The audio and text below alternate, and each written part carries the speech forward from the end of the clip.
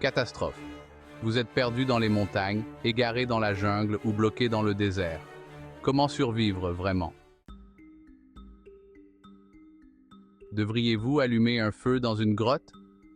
Vous êtes perdu dans les montagnes et le soleil se couche.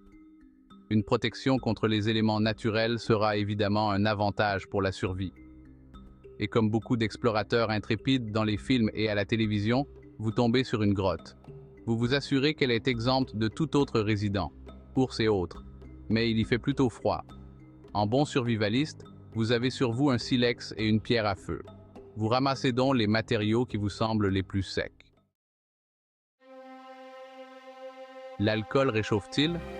En parlant d'isolation, certains d'entre vous connaissent peut-être le terme veste de bière ou manteau de bière, l'idée qu'une dose d'alcool peut vous protéger des effets du froid. Alors, devriez-vous sortir la flasque et vous tourner vers la boisson alcoolisée à la tombée de la nuit et lorsque les températures chutent? Bien que ceux d'entre vous qui ont l'âge de boire puissent être convaincus de l'avoir réellement vécu, oh mon Dieu, comme j'aime ces pilotes, je crains qu'il ne soit de notre devoir de vous annoncer une double mauvaise nouvelle. Non seulement l'idée que l'alcool fort puisse vous protéger du froid est un mythe, mais selon les circonstances, cela pourrait même être très dangereux. La raison pour laquelle vous pouvez vous sentir au chaud après avoir consommé une boisson alcoolisée est que l'alcool lui-même agit comme un vasodilatateur, ce qui signifie qu'il provoque la dilatation des vaisseaux sanguins. Lorsque les vaisseaux sanguins proches de la surface de votre peau se dilatent, l'augmentation du flux sanguin est enregistrée par les récepteurs sensoriels densément répartis comme une sensation de chaleur. Cependant, votre température corporelle n'augmente pas réellement. Au lieu de cela, l'énergie thermique générée par votre métabolisme est redistribuée de votre cœur, qui abrite vos organes vitaux, vers la surface de votre peau, où elle est perdue dans l'environnement.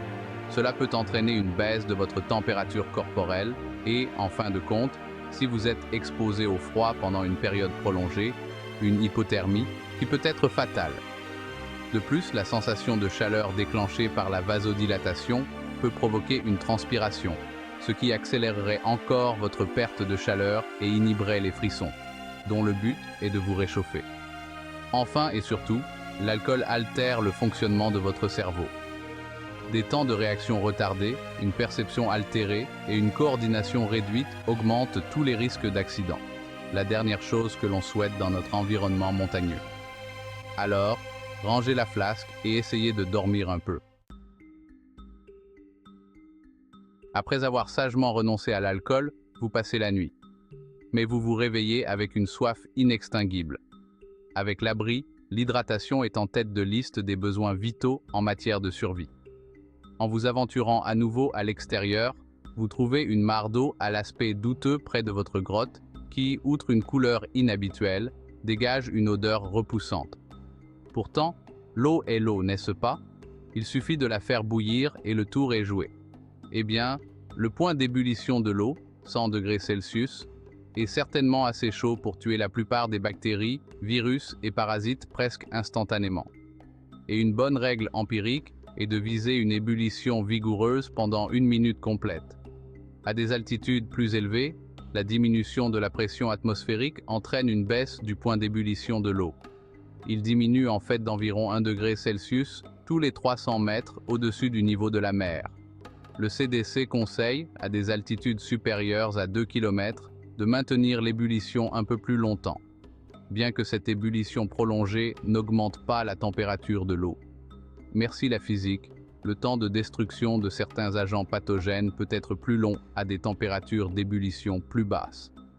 3 minutes devraient me suffire. Malheureusement, toute eau bouillie n'est pas potable pour autant.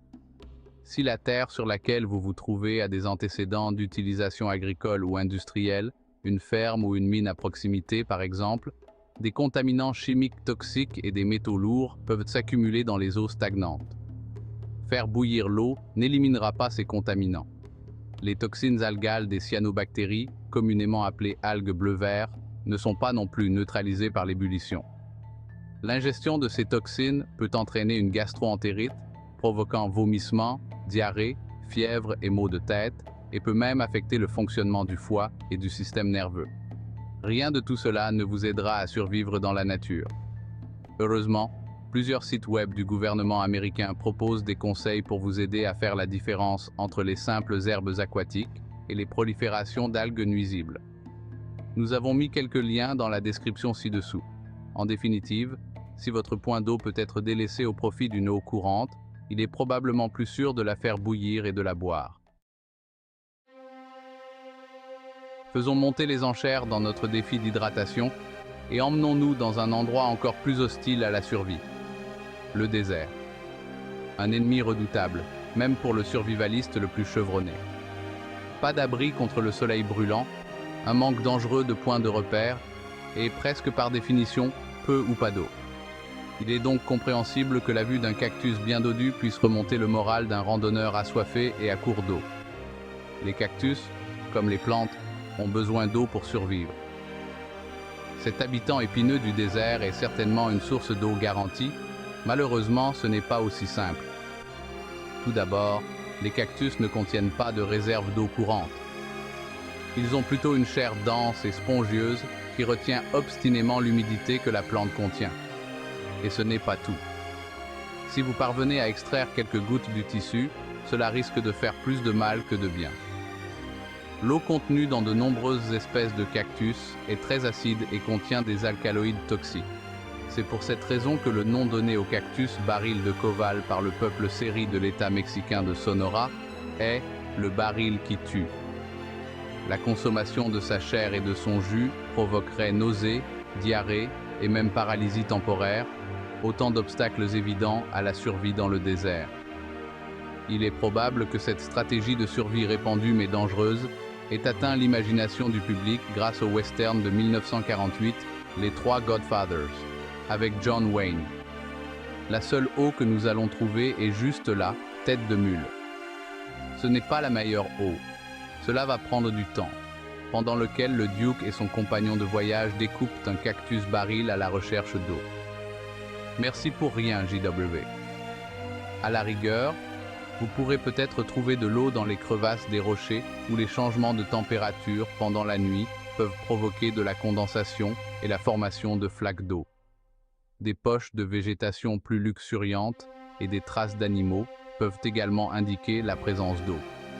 Cependant, les animaux du désert sont généralement capables de survivre plus longtemps sans eau et peuvent parcourir de longues distances pour en trouver.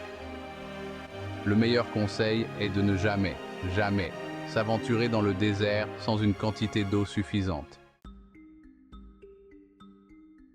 Luxuriante, verte et humide, l'humidité est si abondante ici que les créatures qui ont besoin de rester humides pour survivre peuvent se débrouiller dans les hautes herbes. Des créatures comme les sangsues, par exemple. Les sangsues, ces suceuses de sang frétillantes et brillantes que tout le monde adore, se trouvent dans et autour des eaux douces du monde entier.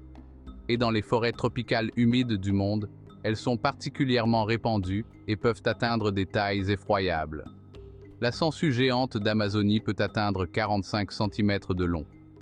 Peut-être en raison d'une photo emblématique de 1971 représentant un soldat américain au Vietnam, utilisant une cigarette pour brûler des sangsues sur son avant-bras, beaucoup d'entre nous ont gardé l'impression que c'est la meilleure façon de les enlever. Qu'est-ce que c'est? C'est pour brûler les sangsues. Si brûler une sangsue la tuera évidemment, cela peut avoir des conséquences imprévues et carrément dangereuses. Comme tous les animaux, y compris nous, le tube digestif d'une sangsue contient une multitude de bactéries. Brûler une sangsue fixée à votre peau pourrait la faire régurgiter une partie du contenu de son estomac dans la plaie qu'elle a faite sur votre corps. Et ces envahisseurs microbiens pourraient ensuite provoquer une infection. Faut-il leur verser du sel dessus pour les faire partir? Non, le même problème se pose. Alors, comment enlever une sangsue? Selon Anna Phillips, conservatrice et experte en sangsues au Smithsonian, une sangsue s'accroche à son hôte grâce à des ventouses situées à chaque extrémité. Il suffit de briser le seau pour les retirer. Glissez délicatement un objet plat, un ongle ou une carte de crédit, par exemple, sous le bord de la ventouse, et elle devrait se détacher. Il est important de ne pas tirer ou arracher la sangsue, car ces ventouses ou ces dents pourraient rester dans la plaie, ce qui pourrait entraîner une infection. Sinon, aussi peu ragoûtant que cela puisse paraître, vous pouvez laisser la sangsue faire son travail. Elles restent attachées pendant 30 à 60 minutes, après quoi, elles se détachent d'elles-mêmes. Les mythes de la survie, hein? Si vous voulez rester en sécurité, évitez les destinations et les situations dangereuses. Mais si vous êtes déterminé à vous aventurer dans la nature, il est bon de garder à l'esprit quelques précautions simples. Voyager avec des personnes qui connaissent le terrain, rien ne remplace l'expérience directe. Renseignez-vous sur votre destination. Chaque endroit a ses propres défis à relever. N'allez pas trop loin, trop vite. Commencez par des excursions plus courtes et progressez vers des excursions plus importantes. Prévenez quelqu'un de votre destination. Qu'il s'agisse d'une excursion dans les bois ou d'un camp de base sur l'Everest, assurez-vous que des personnes de confiance savent où vous allez et quand vous pensez revenir. Soyez prudents et merci de votre attention. Si vous avez apprécié cette vidéo, n'hésitez pas à vous abonner pour ne pas manquer la prochaine et à découvrir nos autres vidéos ici. À bientôt.